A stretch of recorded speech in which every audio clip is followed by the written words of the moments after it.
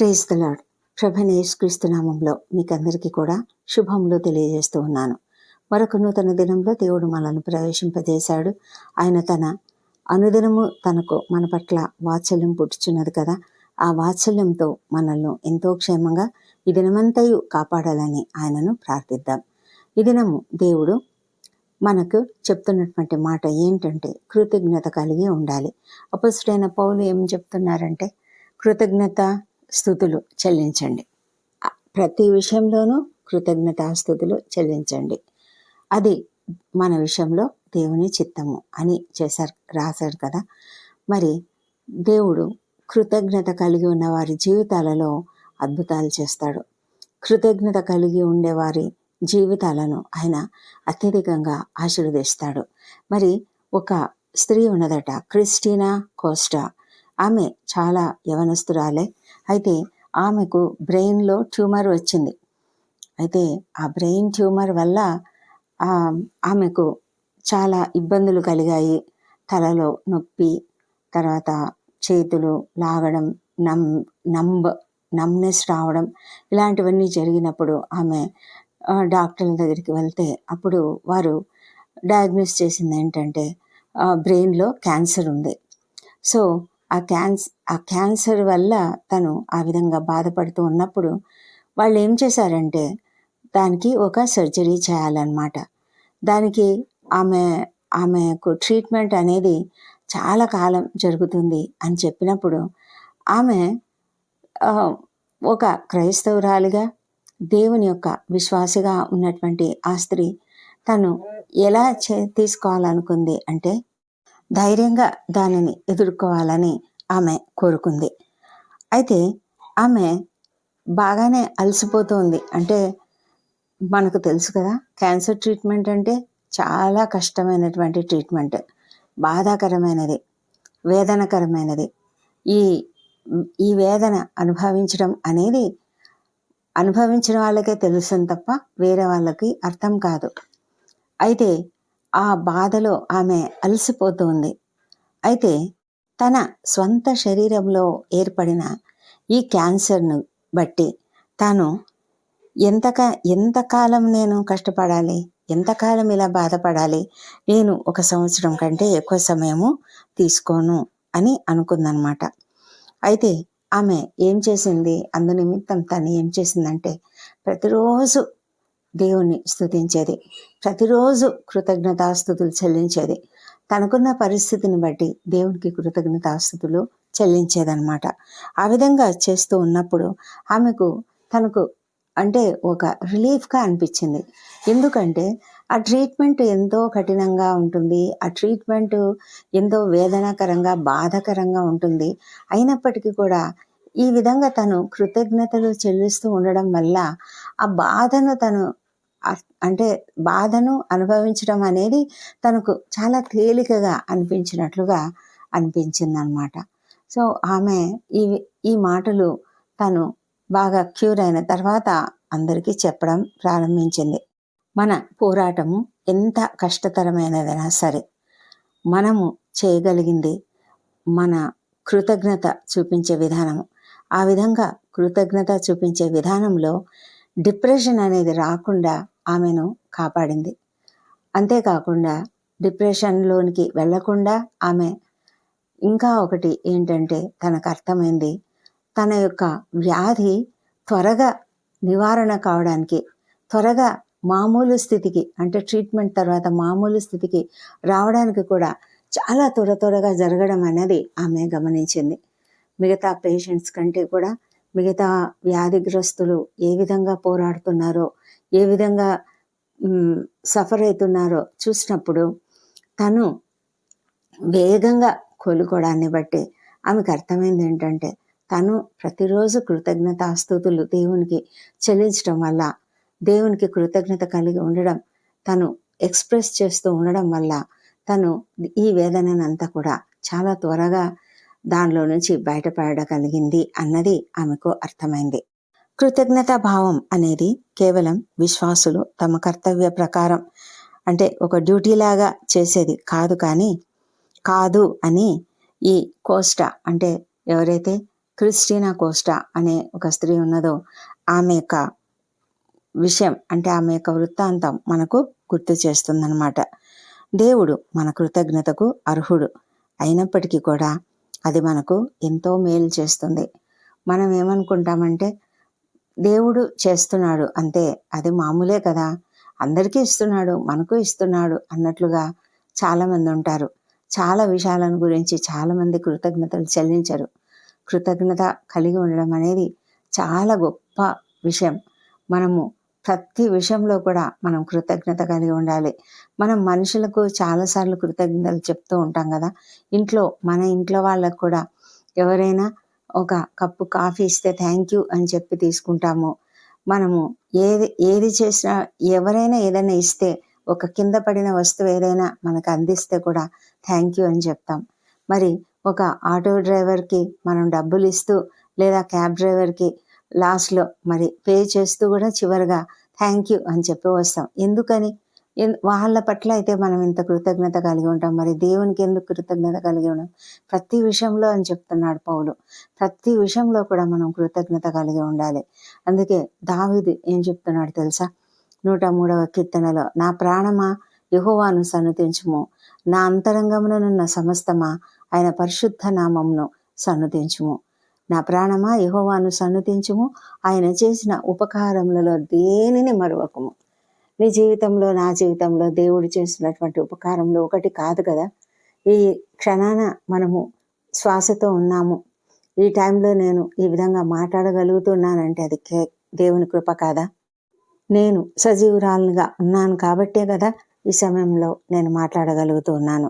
మనము మన హృదయాలను పైకెత్తి దేవునికి కృతజ్ఞతాస్తుతులు చెల్లించడం ద్వారా మనము క్షమాపణ అనే గుణాన్ని పొందుకోగలుగుతాము. స్వస్థత అనే పరిస్థితిని పొందుకోగలుగుతాము. ఇవన్నీ కూడా మనకు దేవుడు సమకూర్చేవి. ఈ విధంగా మనము చేయడం ద్వారా మనం స్వస్థత పొందుకుంటామన్న విషయం నిజంగా అద్భుతం కదా. ఒకసారి ఆ విధంగా చేసి చూద్దామా? మన పరిస్థితి ఏదైనా కూడా, చాలాసార్లు మనం ఏం చేస్తామంటే మనకు ఏదైనా కలిగినప్పుడు మనము కృతజ్ఞతలు చెల్లిస్తాం కదా. నేను రీసెంట్గా ఇంకొక స్టోరీ కూడా విన్నాను. ఒక కుటుంబంలో తండ్రి చాలా త్రాగుబోతుగా ఉంటాడు, పిల్లలతో వాదిస్తూ ఉంటాడు. అంటే వద్దు, తాగొద్దు అని చెప్పినప్పుడు వాదిస్తూ ఉంటాడు. అయితే వాళ్ళు, ఆ కుటుంబ సభ్యులు ఒక దినం ఇలాగే వాక్యం వింటారనమాట. దీని గురించి కృతజ్ఞతలు చెల్లించండి అన్న వాక్యము విన్నప్పుడు వాళ్ళు కూడా ప్రారంభిస్తారు. అతని భార్య, కుమారుడు, మరి కుమారుని భార్య, పిల్లలు అందరూ కూడా కలిసి అతని కొరకు ప్రార్థన చేస్తూ ఉంటారు, కృతజ్ఞతాస్తుతులు చెల్లిస్తూ ఉంటారు. ప్రభా, ఇతను తాగుబోతుగా ఉన్నందుకు నీకు స్తోత్రము, ఇతను తాగుబోతుగా ఉన్నందుకు నీకు కృతజ్ఞతలు అని చెప్తూ ఉన్నప్పుడు కొద్ది రోజులు వారు ప్రార్థన చేసిన తర్వాత అతనిలో ఒక మార్పు అనేది కలగడం వాళ్ళు చూస్తారు. అన్ని రోజులు వాళ్ళు కలిసి భోజనం చేసేటప్పుడు అతడు వెంటనే భోజనం చేసిన వెంటనే వెళ్ళిపోయేవాడు, ఎవరితో కూడా మాట్లాడేవాడు కాదు. కానీ తను వెళ్ళి తాగడం స్టార్ట్ చేసేవాడు. అడ్డు వచ్చిన భార్యను కోప్పడ్డం, తిట్టడం, కొట్టడం వంటివి కూడా చేసేవాడు. కుమారునితో కూడా అలాగే ఆర్గ్యూ చేసేవాడు.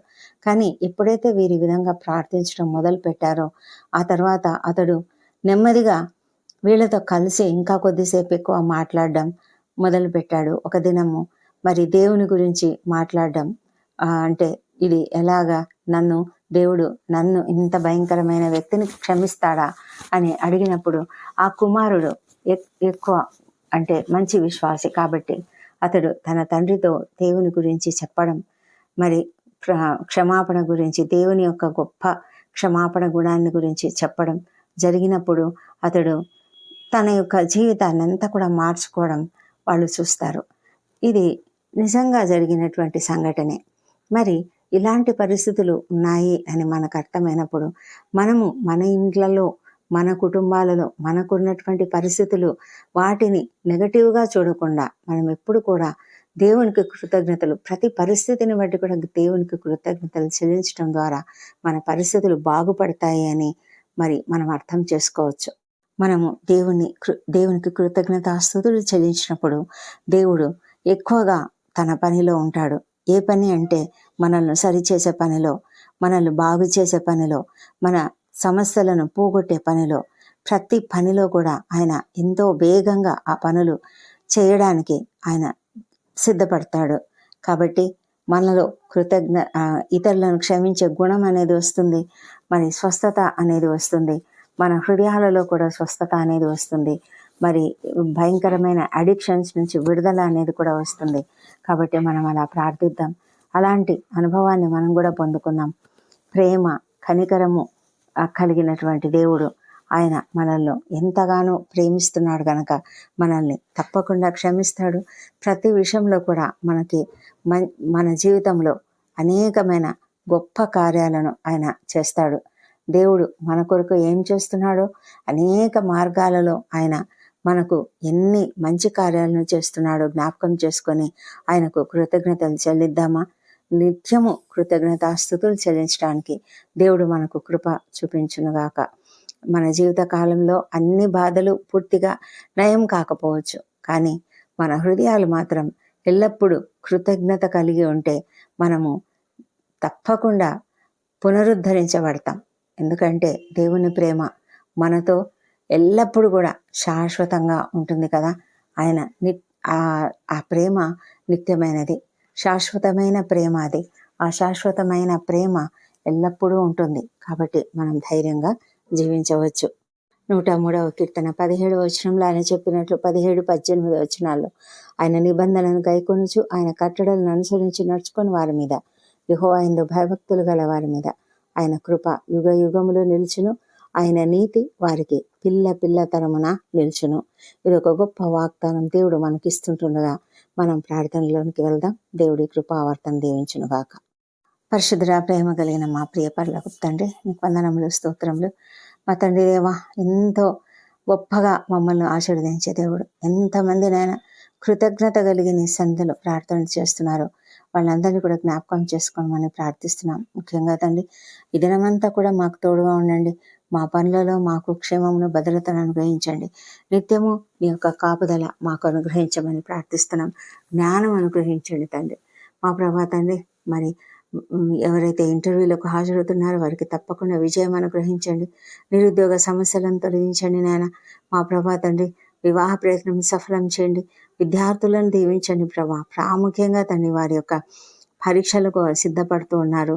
అనేక మంది విద్యార్థులు పరీక్షలకు సిద్ధపడుతూ ఉంటుండగా వారిని మీరు జ్ఞానంతో నింపమని ప్రార్థిస్తున్నాం తండ్రి. తండ్రి, దేవుడిచ్చిన ప్రతి జ్ఞాపక శక్తిని బట్టి, జ్ఞానంను బట్టి వారు కూడా నిత్యము కృతజ్ఞతాస్తుతులు చెల్లించే కృపను దయచేయండి. మా తండ్రి దేవ, ఈ ప్రార్థనలోకి ఇవ్వాల్సిన ప్రతి ఒక్కరిని దీవించండి. ఎవరు ఏ కష్ట పరిస్థితిలో ఉన్నా ఆ పరిస్థితిని బట్టి కృతజ్ఞతలు చెల్లించే కృపను దయచేయమని ప్రార్థిస్తున్నాం ప్రభా. తండ్రి, మాకు మేలు జరిగిన తరువాత మేము నీకు కృతజ్ఞతలు చెల్లించడం కాదు, కానీ ముందుగానే తండ్రి మేము ఎల్లప్పుడూ కూడా కృతజ్ఞత కలిగి జీవించడానికి సహాయం చేయమని ప్రార్థిస్తున్నాం ప్రభా. మా తండ్రి దేవా, అద్భుతాలు చేసే దేవుడవు నీవు, ఆశ్చర్యకార్యములు చేయగలిగిన దేవుడవు తండ్రి. మా తండ్రి దేవా, మాకు మానసికంగా ధైర్యం అనుగ్రహించండి తండ్రి. ఎంత భయంకరమైన పరిస్థితులలో ఎవరున్నప్పటికీ తండ్రి, ఎన్నో కలతలతో కుటుంబాలలో వేదన కలిగినటువంటి పరిస్థితులలో ఉన్నప్పటికీ కృతజ్ఞత కలిగి మేము ఉండడానికి సహాయం చేయమని ప్రార్థిస్తున్నాం ప్రభా. మా తండ్రి దేవ, ఎంతమంది నాయన సంతానం లేదని దుఃఖపడుతూ ఉన్నారో వారందరూ కూడా కృతజ్ఞత కలిగి ఉండడానికి సహాయం చేయమని ప్రార్థిస్తున్నాం తండ్రి. అప్పుల సమస్య, ఆర్థిక ఇబ్బందులతో బాధపడుతున్న ప్రతి ఒక్కరు కూడా కృతజ్ఞతాస్తుతులు చెల్లించడానికి సహాయం చేయండి. మా తండ్రి, నీవు దారులు తెరుస్తావు, నీవు మార్గములు ఓపెన్ చేస్తావని నమ్మకంతో, విశ్వాసంతో ప్రార్థనలు చేయడానికి ప్రభువా సహాయం చేయమని ప్రార్థిస్తున్నాం తండ్రి. అనారోగ్యంతో బాధపడుతూ ఎంతమంది అయితే నాయన మరి పడకలపైన ఉన్నారో మా తండ్రి, మరణ పడకలపై ఉన్నారు అనేక మంది తండ్రి. అలాంటి వారిని గురించి ప్రార్థిస్తున్నాం. అనేక రకాల క్యాన్సర్ వ్యాధులతో బాధపడుతున్న ప్రతి ఒక్కరిని యేసు నామములో స్వస్థపరచమని ప్రార్థిస్తున్నాం ప్రభా. ప్రతి ఒక్కరు కూడా కృతజ్ఞత కలిగి జీవించుటకు తండ్రి, కృతజ్ఞతతో తమ హృదయాలను నీకు అప్పగించుకొని, కృతజ్ఞతతో తండ్రి తమ పరిస్థితిని బట్టి వారు జీవించడానికి, కృతజ్ఞతాస్తుతులు నీకు చెల్లించడానికి సహాయం చేయమని ప్రార్థిస్తున్నాం ప్రభా. లంగ్ క్యాన్సర్తో బాధపడుతున్న వారిని తండ్రి, మరి ఇంకా అనేక రకాల క్యాన్సర్ వ్యాధులతో బాధపడుతున్న ప్రతి ఒక్కరిని ప్రభా మరి గర్భాశయపు క్యాన్సర్, మరి బ్రెస్ట్ క్యాన్సర్, ఇంకా స్టమక్లో లివర్లో క్యాన్సర్, ఇలా రకరకాల క్యాన్సర్లు నాయన ప్రభా, ఏ క్యాన్సర్ కూడా ఎవరిని ఏం చేయకుండా నువ్వు శక్తివంతుడవు, ఎలాంటి రోగంనైనా బాగు చేయగలిగిన శక్తివంతుడవు గనక మనం తాకండి ప్రభా. యేసునామంలో ప్రభైన యేసునామంలో స్వస్థత వారికి శీఘ్రంగా కలుగునుగాక. ప్రతి ఒక్కరూ కృతజ్ఞత స్తుతులు చెల్లించే కృపను దయచేయండి. హార్ట్ ప్రాబ్లమ్స్ అన్నీ తొలగించండి ప్రభా. లంగ్స్లో ఉన్న ప్రాబ్లమ్స్, బ్రెయిన్లో ఉన్న సమస్యలు, బ్రెయిన్ ట్యూమర్తో బాధపడే వారికి స్వస్థత కలుగునుగాక. మా తండ్రి దేవా, అద్భుతాలు చేయండి. పని చేయని కిడ్నీలు పని చేయనట్లుగా సహాయం చేయండి. లివర్ ప్రాబ్లమ్స్ అన్నీ తొలగించండి ప్రభా. నాయన తండ్రి, మరి ఏ విధమైన అనారోగ్యం ఎవరికి లేకుండా తండ్రి ప్రతి ఒక్కరిని కూడా స్వస్థపరచమని ప్రార్థించి అడుగుతుంటున్నాము. సర్జరీలో ఉన్న వెళ్తున్నటువంటి వారికి శక్తిని, బలం అనుగ్రహించి త్వరగా కోలుకునే కృపను దయచేయండి. డయాలసిస్ కానీ, కీమోథెరపీ కానీ ఎవరికి అవసరత లేకుండా కాపాడమని కూడా ప్రార్థిస్తున్నాం ప్రభా. మా తండ్రి దేవా, ప్రతి ఒక్కరి జీవితంలో మైగ్రేన్ తలనొప్పులు కానీ, మరి అనేక రకాల తలనొప్పులు కానీ, నడుములలో నొప్పులు, కీళ్ళ నొప్పులు, కాళ్ళ నొప్పులు, మోకాళ్ళ నొప్పులు, కండరాల నొప్పులు, నరాల సంబంధిత వ్యాధులు ఏది కూడా లేకుండా నాయన సమస్తమును కూడా బాగు చేసి స్వస్థత పరచమని ప్రార్థిస్తున్నాం తండ్రి. దేవాన్ని మీరు స్వస్థపరిచినందుకు మీకు వేలాది వేల స్తోత్రములు చెల్లించుకుంటున్నాము. మా తండ్రి దేవా, రక్షణ లేని ప్రతి ఒక్కరిని తండ్రి రక్షించమని ప్రార్థిస్తున్నాం తండ్రి. ప్రభా, మీకు అసాధ్యమైనది ఏది లేదు. వారి హృదయాలను మీరు తాకండి, వారి మనోనేత్రాలను తెరవమని ప్రార్థిస్తున్నాం ప్రభా. వ్యసనములకు గురైనటువంటి ప్రతి ఒక్కరిని బంధకాల నుంచి ఏ శ్రమలో విడుదల వారికి దయచేయమని ప్రార్థిస్తున్నాం తండ్రి. మా తండ్రి దేవా, ప్రపంచమంతటా శాంతిని, సమాధానం అనుగ్రహించండి మా తండ్రి. మరి ఇజ్రాయెల్ దేశంను దీవించండి, యెరూషలేమును దీవించండి. వారి నగరులలో క్షేమం, వారి ప్రాకారములలో నెమ్మదిని దయచేయమని ప్రార్థిస్తున్నాం. మా దేశంను దీవించి, మా దేశంపై నీ పరిశుద్ధ ఆత్మను కుమ్మరించి ప్రతి ఒక్కరూ తండ్రి నీ వైపుకు తిరుగునట్లుగా సహాయం చేయమని ప్రభా. అధికారులు, ఉద్యోగులు, పరిపాలకులు అందరూ కూడా నీతిగా, నిజాయితీగా పనిచేయనట్లుగా సహాయం చేయమని ప్రార్థిస్తున్నాం తండ్రి. దేవా ప్రభా, నీకు వందనములు, కృతజ్ఞతాస్తుతులు చెల్లిస్తున్నాము. మా తండ్రి దేవా, ఇది నా బర్త్డేలు, వివాహ దినం జరుపుకుంటున్న బిడ్డను దీవించండి. గడిచిన సంవత్సరం అంతా మీరు వారికి చేసిన ప్రతి మేలును బట్టి నీకు వందనములు. రాబోయే సంవత్సరంలో ఇంకా అధికమైన మేలులను వారికి అనుగ్రహించమని ప్రార్థిస్తున్నాం. మా తండ్రి దేవా, మరి నీ పరిశుద్ధ ఆత్మను వారిపైన కుమ్మరించండి. సమాధానము, శాంతిని వారిపైన కుమ్మరించమని ప్రార్థిస్తున్నాము. దయగల మా తండ్రి, ఈ ప్రార్థనలన్నీ మీరు అంగీకరించి జవాబులు ఇచ్చినందుకు నీకు వందనములు. ఈ ప్రార్థనలన్నీ మా ప్రభువును, మా ప్రియ రక్షకుడు నాయన యేసుక్రీస్తు నామములో అడిగి పొంది ఉన్నామని నమ్ముతూ నీకు స్తోత్రం తెలుస్తున్నాం తండ్రి. Amen, amen.